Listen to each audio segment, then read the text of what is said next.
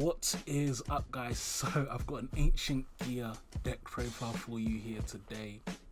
What's quite funny is that I found it so hard to get replays for this deck because people just always AFK on flipping Edo Pro. I was going to make a video complaining about that, but I decided against it. But yeah, people love AFKing and leaving, which is just really frustrating. But the reason why I did like this particular profile is just to show you kind of the potential in terms of how much they can combo if they're kind of left to their own devices. And Ancient Gears is a really cool deck, I would say. I mean, even now their boss monster is still a really good one in modern day Yu-Gi-Oh! Like it can just punch through pretty much any board, which is really nice. The disadvantage obviously is getting to it is a bit difficult, but as you can see here, I mean, I managed to get 2 Ancient Gear Giants on this guy and so I just punched him with both of them, which was quite funny. But let me get into that deck profile for you. So here we go, kind of standard Ancient Gear list. So we're going to start off with our Ancient Gear cards. Let's talk about those first. So we've got 1 Reactor and 1 Ultimate Pound. Ultimate Pound is our target for Ancient Gear Fusion, and Reactor is our target for Urgent Schedule. Both of them are not terrible monsters, but just getting them out in the first place is so awkward that most of the time you're only using them for fusion material. We play 2 Infinitrack Anchor Drill, and that's really just about special summoning your Ancient Gears for free, so you're never upset really to see them in your hand. What's nice as well is Ancient Gear Ballista just needs 2 Earth Machines. Does not matter what attribute they are. Does not matter what their names are, as long as they're Earth Machines. That's all that matters, which is really nice. Then we've got Ancient Gear Wyvern, our main starter, really good monster.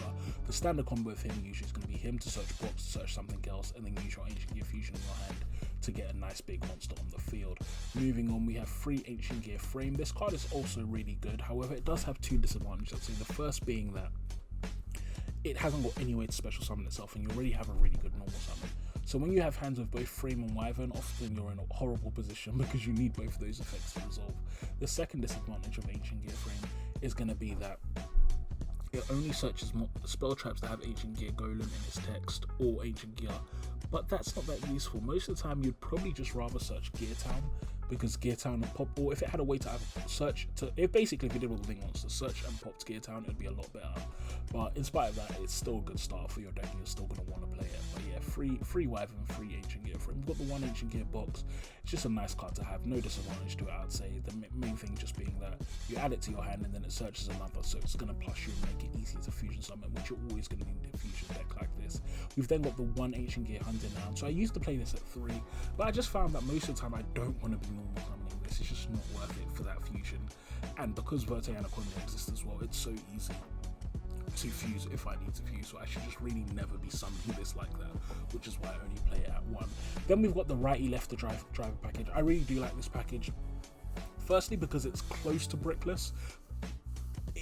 Yes, technically speaking, if you draw lefty it's not amazing, but the good thing about this is that you can banish the lefty to search righty, and righty can special summon lefty from the hand, deck, or graveyard. So even after turn 1, the righties that you draw later on are going to still be useful, which is really good. So I really do like this pack, and I do think it's very worth playing in this deck.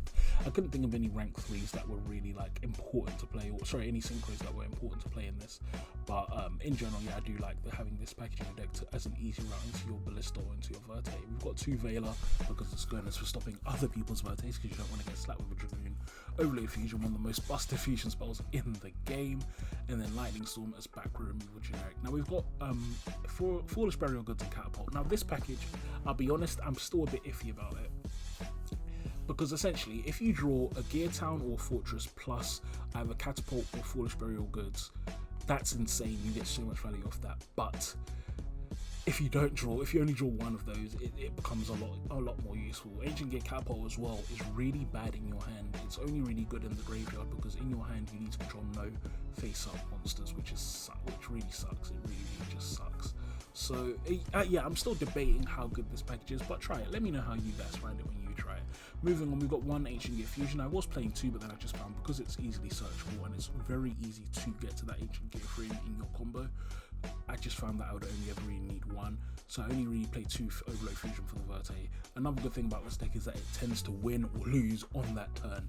It's just its attack power is so high, and you do insane piercing damage that you don't really need to worry about kind of turns 3, 4, 5, 6. You're probably going to win the first turn, or you're going to lose after that. There's no grind with this deck.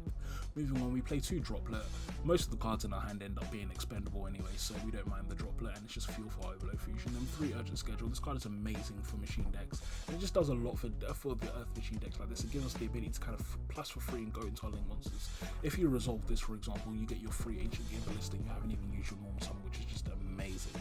Moving on, we've got a 2 Ancient Gear Fortress. This card is also really, really good because it prevents your opponent Ash Blossoming you, which things like Ash Blossom and Veiler are horrible for this deck. They can really screw you over, but if you have an Ancient Gear Fortress protecting those effects, I mean, it's going to be very, very nice for you. And then 3 Gear Town, best but worst card.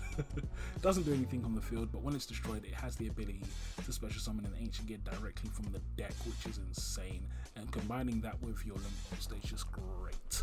Moving on to the extra deck, so we're going to be playing 2 Giant, 1 Ultimate Ancient Gear Golem, 1 Megaton Golem, and 2 Howitzer.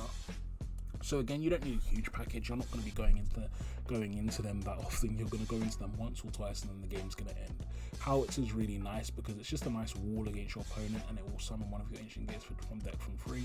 Then you've got Ultimate Megaton Golem and Ultimate Ancient Gear Golem. Again, these are kind of your stepping stones. Sometimes you don't have enough materials to get into Chaos Agent Gear Giant. You're going to want to go into these and stuff. Instead, Megaton will float into Ultimate, which is nice as well.